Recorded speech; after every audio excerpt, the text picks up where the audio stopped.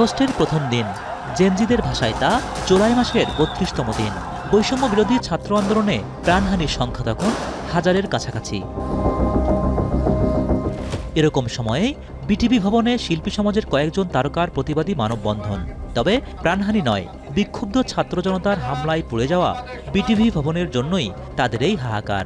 ভাই বোনেরা, আপনারা যারা রাস্তায় আছেন, আপনারা সবাই শিক্ষা প্রতিষ্ঠানে ফিরে যান। বিটিভি আমার পরিবার, এই পরিবারের গায়ে যারা হাত দেবে তাদের হাত আমরা ভেঙে নিয়ে দেব। একই দিন ফার্মগেটে ভিন্ন দৃশ্য দেখে দেশবাসী। কংক্রিটের ভবনের পরিবর্তে এখানে জিতে যায় মানবতা। সেদিন শিল্পী সমাজের এই অংশ আকাশের মতো বাধাহীন কণ্ঠে জানান দেয়, তুমিও মানুষ, আমিও মানুষ, তফাৎ কেবল শির দাঁড়ায়। ওই শিশুগুলোর মধ্যে আমার সন্তান থাকতে পারতো, ওই মানুষগুলোর মধ্যে আমি আপনি থাকতে পারতাম। একদিকে ছিল সরকারের নানা প্রলোভন, ছিল আন্দোলনে অংশ না নিতে গোয়েন্দা বাহিনীর চাপ। সব উপেক্ষা করে কতটা সহজ ছিল ছাত্রদের পক্ষে দাঁড়ানো। হেলিকপ্টার থেকে যখন রিয়া গোপকে শ্যুট করা হলো এবং রিয়া গোপ যখন আসলে কিছুদিন পরে মারা গেল, আমার একটা মেয়ে সন্তান আছে, যেভাবে আসলে বাসায় থাকা মানুষদেরকেও হত্যা করা হচ্ছিল, ওই জিনিসটা দেখার পরে আসলে আমার কাছে মনে হয়েছে যে আমার আসলে কিছু একটা করা উচিত।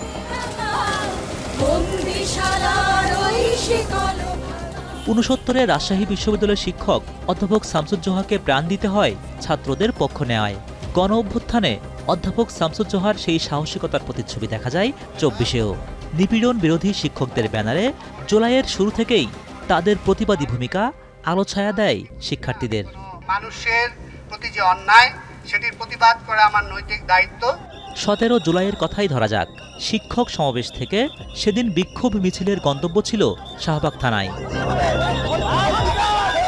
জুলাইয়ের শুরু থেকেই বৈষম্য বিরোধী ছাত্র আন্দোলনের যে হটস্পট ছিল সেটি ছিল শাহবাগ এলাকা, এবং মধ্য জুলাই এসে ছাত্র আন্দোলন যখন গণজাগরণের রূপ নিতে থাকে, ঠিক তখনই সে আন্দোলনকে দমানোর জন্য শাহবাগ থানার ভূমিকাও বেশ চোখে পড়ে।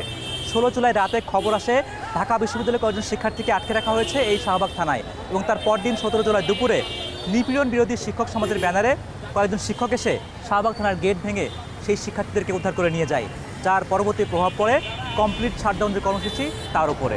অন্য কোনো বিশ্ববিদ্যালয়ের শিক্ষক ঢুকতে পারবে না কেন? এখানে কি ১৪৪ ধারা জারি করেছে? কোটা সংস্কারের দাবিতে ২০১৮ সালেও রাজপথে নেমেছিল শিক্ষার্থীরা। সেবার আন্দোলন শুরু হয় একাদশ জাতীয় নির্বাচনের আগে, আর ২৪-এর আন্দোলন শুরু হয় দ্বাদশ জাতীয় নির্বাচনের পর। নির্বাচনের পরে আন্দোলন গড়ে ওঠায় সেই আন্দোলন দমনপীড়নে কোনো পিছুটান রাখেনি আওয়ামী লীগ সরকার, এমন অভিমত আন্দোলনে অংশ নেয়া এই শিক্ষকের। আমাদের সবসময় ধারণা ছিল যে আমরা এক্ষুনি যদি কিছু না বলি তাহলে ওরা হয়তো আরও খারাপ করবে। এখন আরও খারাপ যেন ওনারা না করেন বা ওনাদের হত্যাকাণ্ডগুলো যেন বৈধতা না পেয়ে যায়, এবারও যেন তারা ছাড়া পেয়ে না যায়, এই জন্যই আমরা আসলে তখন আমাদের মনে হয় নাই, ভয় লাগে নাই, আমাদের খালি মনে হয়েছে যে এখন সামনে যেতে হবে, এছাড়া কোনো উপায় নাই। আরেক গবেষক স্মৃতি হাতরে জানান, ঠিক কোন বিষয়গুলো ক্লাস ল্যাবের মগ্নতা থেকে রাজপথে নামতে আন্দোলিত করেছিল তাকে। যখন দেখি ছাত্ররা অকাতরে জীবন দিচ্ছে, তখন চুপ করে ঘরে বসে থাকা মানে অন্যায় করা। সুতরাং এটা এই রাস্তায় নেমে আসা, এটা এমন না যে আমাকে কিছু পেতে হবে, সম্পূর্ণ নিজ দায়িত্বে নিজের সচেতনতা বোধ থেকে সামনে এসেছি। জুলাইয়ের শেষ সপ্তাহে আন্দোলন দমাতে কঠোর রূপ দেখায় সরকার। ছাত্র জনতার মিছিলে নির্বিচারে গুলিতে যখন ঘটছিল জীবনের নিদারুণ অপচয়, সে সময় ত্রাতা হয়ে আসেন আইনজীবীদের কয়েকজন। বিক্ষোভকারীদের ওপর গুলি না ছুটতে ২৯ জুলাই মাত্র আধা ঘন্টায় পিটিশন ড্রাফট করে আদালতে রিট করেন তারা। সেই সময়ে ডিবি অফিসে আটক থাকা ৬ সমন্বয়কের মুক্তির বিষয়টিও ছিল রিটে। ১ বছর পর আদালত প্রাঙ্গণে ফের দেখা রিটকারী সেই আইনজীবীদের একজন মানজুর আল মতিনের সঙ্গে। তার কাছে জানতে চাওয়া, আগুন ঝরা সেই সব দিনে কেন তারা কণ্ঠ মেলালেন ছাত্রদের সাথে। বাঁচা মরাটা খুব বড় বিষয় ছিল না, সে সময় আসলে উঠে দাঁড়িয়ে প্রতিবাদ করাটাই একমাত্র রাস্তা সামনে খোলা ছিল। কারণ যেভাবে স্কুলের ছাত্রছাত্রীদেরকে পর্যন্ত হত্যা করা হচ্ছিল, যেভাবে নিজের বাড়িতে রিয়া গোপের মতন শিশুরা নিহত হচ্ছিল, তারপরে আসলে ঘরে বসে থাকাটা আমাদের সামনে একটা অপশন বলে আর মনে হয় না।